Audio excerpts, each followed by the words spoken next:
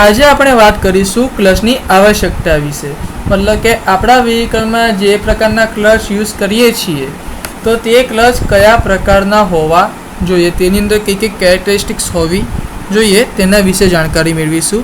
તો સૌથી પહેલો પોઈન્ટ આવશે એ આવશે ટોર્ક ટ્રાન્સમિશન. હવે ક્લચનું કામ શું છે તો એન્જિનમાંથી નીકળતો ક્રેન્ક શાફ્ટ, એટલે એનો મતલબ કે ડ્રાઇવિંગ શાફ્ટ, અને ડ્રીવન શાફ્ટ કે જે ગિયર બોક્સનો ઇનપુટ શાફ્ટ છે, એને એંગેજ અને ડિસએંગેજ કરવાનું કામ ક્લચનું છે. બરાબર છે, મતલબ કે એ વખતે ટોર્ક ટ્રાન્સમિશન પણ થતું હોય છે. તો એ ટોર્ક ટ્રાન્સમિશન બને એટલું મેક્સિમમ થવું જોઈએ, કોઈ પણ પ્રકારનો ટ્રાન્સમિશન લોસ થવો જોઈએ નહીં.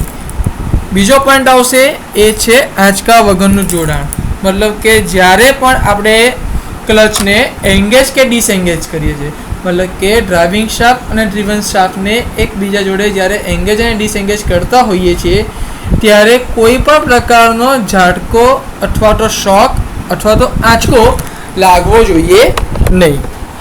બરાબર, જો આંચકો લાગશે તો શાફ્ટને અને ગિયર બોક્સને ઇવન એન્જિનને પણ નુકસાન થઈ શકે છે.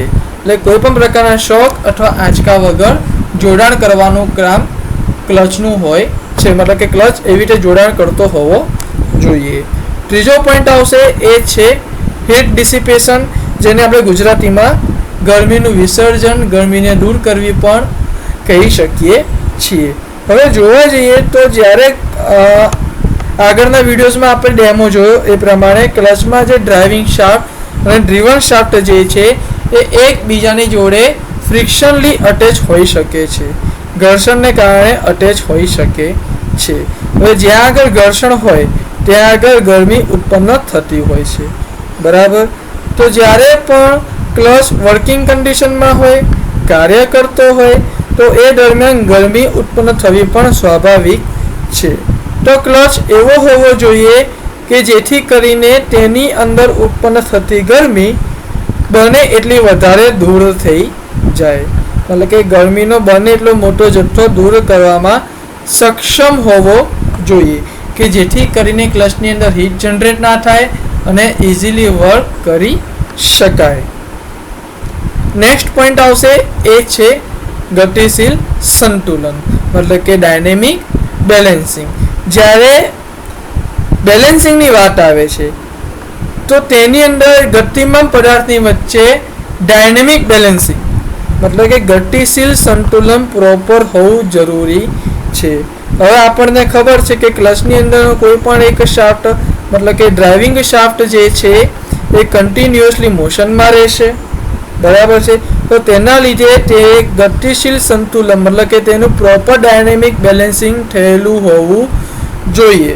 અને જ્યારે હાઈ સ્પીડ એન્જિનની વાત આવે, મતલબ કે જ્યારે આપણા વ્હીકલનું એન્જિન નિયરલી 8000 કે 9000 RPM ફરતું હોય છે, હાઈ સ્પીડે ફરતું હોય છે, ત્યારે આ ડાયનેમિક બેલેન્સની જરૂરિયાત ખાસ કરીને વધી જતી હોય છે.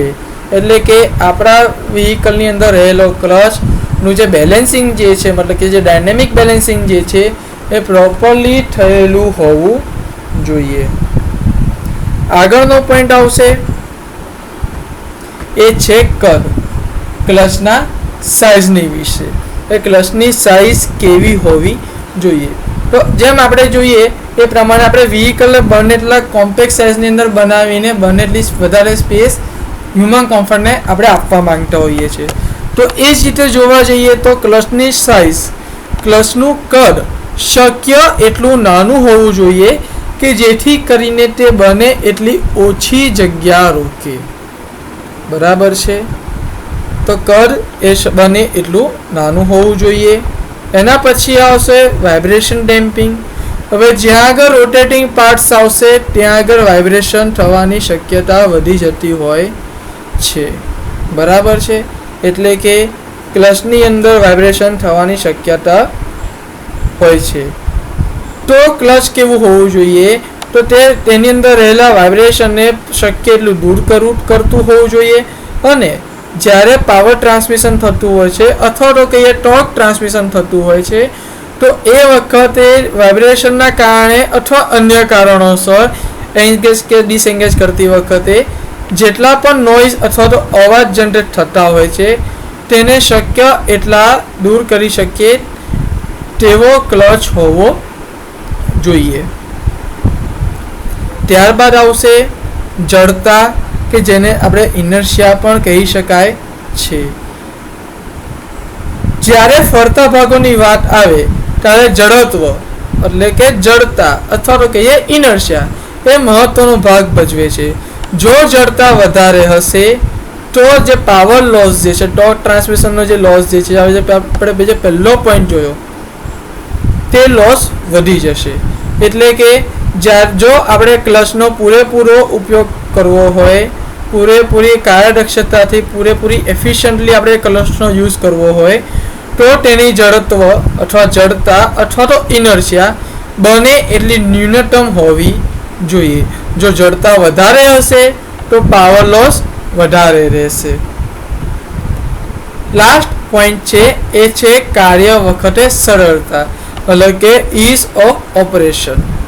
બરાબર છે. તો કાર્ય વખતે સરળતાની વાત કરીએ તો આપણે એટલું જાણીએ છીએ કે ક્લચ ઇઝીલી પ્રેસ થઈ શકે, મતલબ કે તે ઇઝીલી બે શાફ્ટને એંગેજ અથવા તો ડિસએંગેજ કરી શકે તેવો હોવો જોઈએ. સમય જતાં એ જે ઇઝ ઓફ ઓપરેશન છે એ થોડું ઘણું ડિફિકલ્ટ થઈ શકે છે. આપણે આપણા વ્હીકલમાં પણ મહેસૂસ કરતા હોઈએ છીએ કે સમય જતાં આપણે ઇઝીલી ક્લચ પ્રેસ કરી શકતા નથી. બરાબર છે. તો ક્લચ એ ઇઝીલી પ્રેસ થતો હોવો જોઈએ કે જેથી કરીને ડ્રાઈવરને વર્ક કરતી વખતે ક્લચ એંગેજ ડિસએંગેજ કરતી વખતે કોઈ પણ પ્રકારની ડિફિકલ્ટીઝ આવે નહીં. બરાબર. તો આ હતો વિડીયો ક્લચની આવશ્યકતા વિશે, કે આપણા વ્હીકલની અંદર ક્લચ હોય તો એ ક્લચ માટે કયા કયા પોઈન્ટ્સ આપણે ધ્યાનમાં લેવાના અને કયા કયા પ્રકારના સાવધાની રાખવાની અથવા તો કયા કયા પ્રકારના પોઈન્ટ્સ તેની વખતે ધ્યાનમાં લેવા જોઈએ.